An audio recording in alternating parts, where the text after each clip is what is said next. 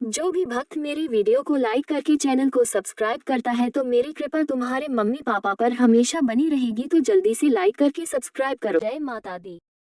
नीलकमल और लाल कमल लोक कथा बंगाल। नीलकमल और लाल कमल लोक कथा बंगला बंगाल। एक राजा की दो रानियां थीं।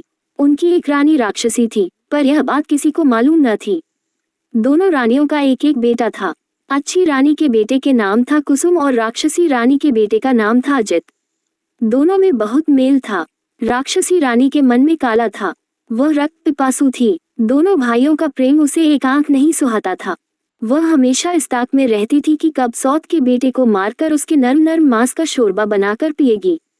उसकी मंशा को उसका सगा पुत्र बहुत अच्छी तरह समझता था, अतः वह कभी कुसुम का साथ नहीं छोड़ता था।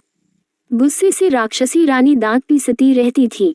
मौका न मिलने से वह दोष त्रुटि ढूंढती, अपनी दृष्टि शक्ति से सौत का खून चूसती रहती।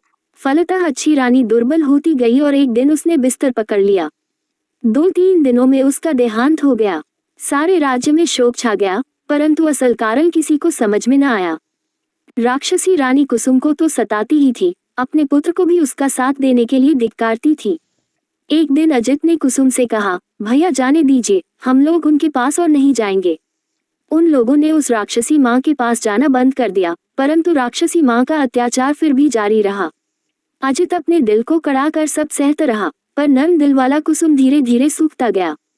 रानी ने जब देखा कि उसका सगा बेटा ही उसका शत्रु बन गया है, तो वह एकदम जल भून गई। एक रात राजा के हाथी खाने में एक हाथी की मौत हो गई, घुड़साल में एक घोड़ा मर गया और गौशाला में एक गाय मृत पाई गई। राजा का गुस्सा 7वें आसमान पर चढ़ गया। दूसरी रात राजमहल में शोरगुल सुनकर राजा चिढ़ कर उठे और तलवार लेकर अपने कमरे से बाहर निकले। सोने के पलंग पर अजित और कुसुम सोए थे। एक बड़ा राक्षस कुसुम को उठा लाया। इससे पहले कि राजा कुछ करते, रानी ने अपना एक केश तोड़कर राजा पर फेंक दिया। राजा वहीं जड़ हो गए। उसकी आंखों के सामने राक्षस कुसुम को खाने लगा। राजा की आंखों से अश्रुधार बह निकली, पर वे उसे पोंछ नहीं सके।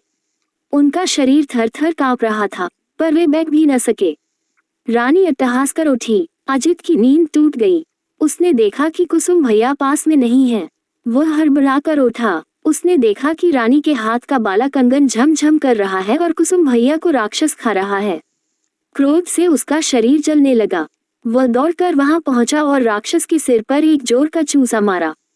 राक्षस हाय हाय कर चीत्कार कर उठा और सोने का एक टुकड़ा उगलकर भाग गया। रानी ने देखा कि यह तो अनर्थ हो रहा है, अपना ही पुत्र दुश्मन बन गया है।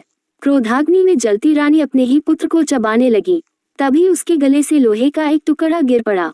हतप्रभ होकर वह उछल पड़ी और सोने एवं लोहे के टुकड़े को लेकर छत पर चढ़ गई। छत पर राक्षसों की भीड़ थी। उनमें कुछ कह रहे थे, और खाऊंगा और खाऊंगा, और कुछ कह रहे थे, अपने देश जाऊंगा। रानी बोली, मैं यहाँ रहूंगी, तुम लोग अपने देश जाओ। झुंड बनाकर राक्षस अपने देश की ओर जब भागे, तो उनके धक्के से राजभवन का शिखर टूट गया, पेड़ पौधों की डालें टूट गईं, नदी के जल में उत्ताल लहरें उठी और राजा का हृदय कांप उठा। जली भुनी रानी अपने कमरे में आई। उसे कहीं से भी चैन नहीं आ रहा था। रात काटे नहीं कट रही थी। अंत में उसने अपनी जादुई आराम छड़ी एवं जिराम छड़ी को जला दिया और आसमान में उड़ती हुई एक नदी के किनारे उतरकर एक बांस वन में एक स्थान पर सोने के टुकड़े एवं लोहे के टुकड़े को गाड़ दिया। फिर निश्चिंत होकर वह घर लौट आई।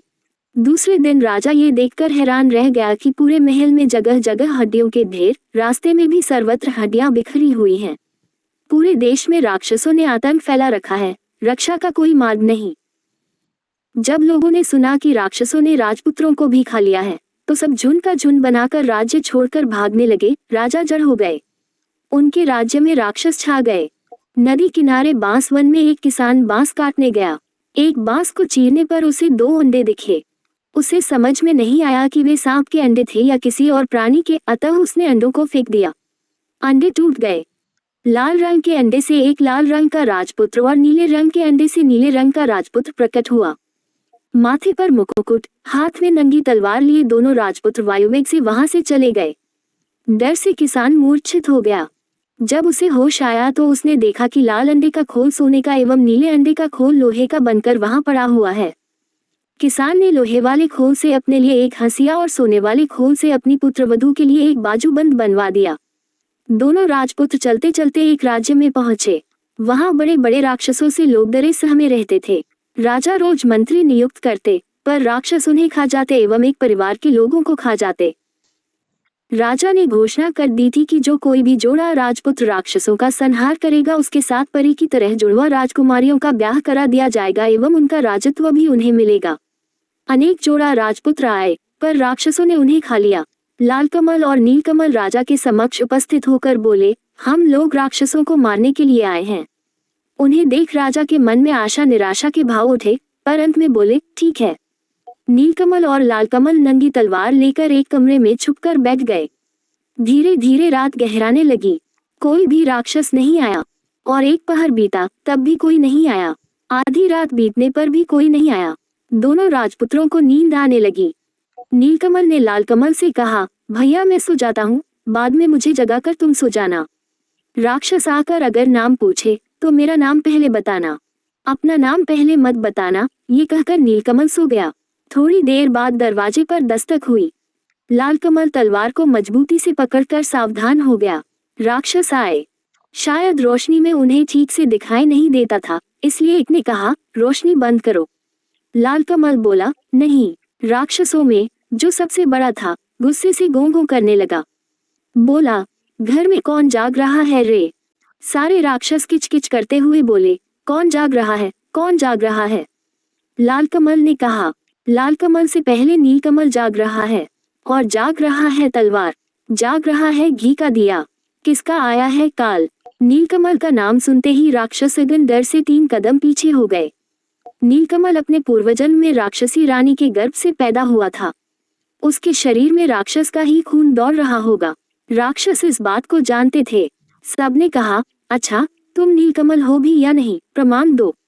राक्षसों ने अनेक चतुराई से उससे प्रमाण मांगना आरंभ किया। राक्षसों के लीडर ने कहा, तुम लोग अपने नाखून दिखाओ। लालकमल ने नीलकमल के मुकुट को तलवार की नोक पर रखकर बाहर दिखाया। उसे हाथ से छूकर आपस में बोलने लगे, बाप रे, जिसके नाखून इतने भयंकर हैं, पता नहीं वह कैसा होगा। लीडर ने फिर कहा, देखो तुम लोगों का थूक कैसा है। लालकमल ने तलवार द्वारा दिए के गरम घी को उन पर छिक दिया। राक्षसों के रोए जलने लगे, वातावरण में दुर्गंध फैल गई। राक्षसगण गों गों करते हुए भागे। थोड़ी देर बाद फिर आकर वे बोले, तुम लोग अपनी जीभ दिखाओ जरा। लालकमल ने अपनी और नीलकमल की तलवारों को दरवाजे की फांक से बाहर निकाल दिया। राक्षसों के लीडर ने दोनों तलवारों को अपने हाथों से कसकर पकड़ लिया और सभी राक्षसों से उसने कहा, अब मैं जीभ को खींचकर उखाड़ लूंगा। तुम लोग मुझे पकड़कर खूब जोर से खींचो। सबने जोर लगाकर खींचा। फिर क्या था, नंगी तलवार की धार से उसके दोनों हाथ कट गए और काले रक्त की धारा बहने लगी। चिल्लाते हुए सभी राक्षसों के सिरों को लांघकर लीडर राक्षस भाग गया। बहुत देर बाद लीडर राक्षस फिर कहीं से आया और पूछा, कौन जाग रहा है, कौन जाग रहा है? बहुत देर तक किसी राक्षस की आहट न पाकर लालकमल निश्चिंत हो गया था। उसे नींद आने लगी थी। उस अवस्था में उसके मुख से निकल गया, लालकमल जाग रहा है, और उसकी बातें मुंह में ही रह गई और दरवाजा तोड़कर सभी राक्षस लालकमल पर टूट पड़े। घी का दीपक उलट गया। लालकमल का मुकुट गिर गया। वह चीत्कार कर बोला, भाई। नीलकमल की नींद टूट गई। उसने देखा राक्षस हैं। अंगड़ाई लेते हुए उसने कहा, आराम छड़ी, विराम छड़ी, जाग रहा है रे कौन? देख जरा दरवाजे पर, मेरी नींद तोड़ रहा कौन? नीलकमल की आवाज सुनते ही सारे राक्षसों की सिट्टी पिट्टी गुम हो गई। वे अधमरे हो गए। नीलकमल ने घी के दिए को जलाया, फिर सभी राक्षसों को तलवार से काट डाला। राक्षसों को मारकर हाथ मुंह धोकर दोनों निश्चिंत होकर सो गए। दूसरे दिन सुबह राजा ने देखा दोनों राजपुत्र एक दूसरे के गले में हाथ डालकर सो रहे हैं। उन्हें ऐसा लगा मानो 2 लाल अड़हुल के फूल हैं। वे चारों ओर राक्षसों की लाशें पड़ी हुई हैं। देखकर राजा गदगद हो गए। दोनों भाइयों को जोड़ा राजकन्या एवं राजपाट मिल गया। उधर राक्षसी रानी ने राजभवन में अपना आधिपत्य जमा लिया था। आई राक्षस एवं काय राक्षस नामक 2 राक्षस दूतों ने उन्हें राक्षसों की मरण कथा की सूचना दी। सुनकर रानी हतप्रभ होकर अपनी छाती पीटने लगी और बोली, आई रे, काय रे, अब तो मैं नहीं बचूंगी रे। राक्षसी रानी के कहने से आई काई दोनों राक्षस दूत सिपाही का वेश धारण कर नीलकमल एवं लालकमल की राजसभा में गए और बोले, छाती में कील, पीठ में कील, हमारे राजा को जब तक राक्षसों के सिर का तेल नहीं दिया जाएगा, उनकी बीमारी दूर नहीं होगी। लालकमल नीलकमल ने कहा, ठीक है, तेल ला दूंगा। नई तलवारों में धार देकर दोनों भाई एक जंगल में पहुंचे। एक विशाल बरगद के पेड़ के नीचे विश्राम हेतु बैठे। पेड़ पर एक बेंगमा बेंगमी पक्षी का घोंसला था।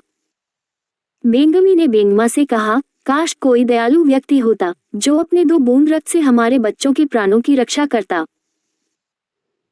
ये सुनकर लाल एवं नील ने कहा, पेड़ पर कौन बातचीत कर रहा है? हम लोग अपना रक्त दे सकते हैं। ये सुनकर बेंगमी खुशी से आहा आहा करने लगी। बेंगमा नीचे उतरा। दोनों भाइयों ने अपनी उंगली चीरकर उसे खून दिया। खून लेकर बेंगमा ऊपर चला गया। थोड़ी देर बाद सो करते हुए बेंगमा के 2 बच्चे नीचे उतरकर बोले, हमारे प्राण बचाने वाले राजपुत्र, तुम लोग कौन हो? हम तुम्हारे लिए क्या कर सकते हैं, बोलो। नील लाल ने कहा, हमें किसी चीज की जरूरत नहीं, बस तुम लोग जीवित रहो। बेंगमा बेगमी के दोनों बच्चों ने कहा, ठीक है, पर तुम लोग जाओगे कहाँ? चलो हम तुम्हें पीठ पर बैठाकर वहां छोड़ आते हैं। दोनों राजपुत्र उनकी पीठ पर बैठ गए। देखते ही देखते तीव्र गति से वे हू कर उड़ने लगे। नदी नाले, जंगल, पहाड़, चंद्र सूर्य को पीछे छोड़ वे शून्य में उड़ने लगे। 7 दिन 7 रात तक लगातार उड़ने के बाद 8वें दिन वे एक पहाड़ पर उतरे। पहाड़ के नीचे मैदान, मैदान के उस तरफ राक्षसों का देश। नीलकमल ने कुछ उड़द के दाने चुनकर लालकमल की कोंच में रखते हुए कहा, लोहे की उड़द चबाने के लिए वे कहेंगे तो इसे चबाना। उसके बाद वे आगे बढ़ने लगे। मैदान को पार करते ही राक्षसों के एक दल ने उन्हें घेर लिया और वे चिल्लाने लगे, हाउ माऊ खाऊं, मानुस गंध पाउन, पकड़ पकड़ कर खाउन। उन्हें देखते ही नीलकमल ने चिल्लाकर कहा, नानी माँ, हम लोग आए हैं तुम्हारा नीलकमल, गोद में उठाकर हमें ले चलो। ठहरो ठहरो, रुको रुको, कहकर सभी राक्षसों को रोककर लंबे लंबे हाथ पैर वाली विशाल जटा वाली एक बूढ़ी राक्षसी ने आकर नीलकमल को गोद में उठा लिया और मेरा नीलू, मेरा नाती कहकर दुलार करने लगी। नानी के शरीर की दुर्गंध से नीलकमल को उल्टी आ रही थी। लालकमल को देखकर वह बोली, तुम्हारे साथ वह कौन है रे? नीमकमल बोला, वह मेरा भाई है नानी, भाई। बूढ़ी बोली, तब मानुस गंध क्यों पा रही हूँ? अगर मेरा नाती है तो लोहे की उड़द खाकर दिखाए। इसके साथ ही उसने अपनी नाक से 5 लोहे की उड़द निकालकर लाल नाती को खाने के लिए दी। लालकमल को पहले से ही पता था।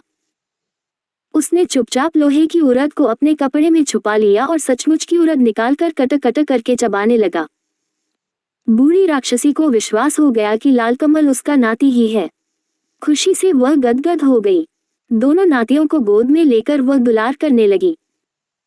लेकिन लालकमल के शरीर से मानुस गंध पाकर उसकी जीभ में पानी आने लगा, लेकिन अपने नाती को वह कैसे खा सकती थी? अतः दोनों को लेकर वह अपने घर चली आई। उस पूरे देश में सिर्फ राक्षस भरे हुए थे। चारों ओर राक्षस कुलबुला रहे थे। पृथ्वी से मनुष्य, जीव जंतु आदि को मारकर पूरे देश में बिखरा दिया गया था। लाल नील राक्षसों के कंधे पर बैठकर घूमते और देखते कि हर ओर मरे हुए, सड़े हुए मनुष्य, जीव जंतु बिखरे पड़े हैं। दुर्गंध ऐसी कि भूत भी भाग जाए। लाल ने कहा, भाई लगता है सारी पृथ्वी उजाड़ हो गई है। नीलकमल चुप रहा, लेकिन उसने मन ही मन ठान लिया कि पृथ्वी को अब इन राक्षसों से बचाना होगा।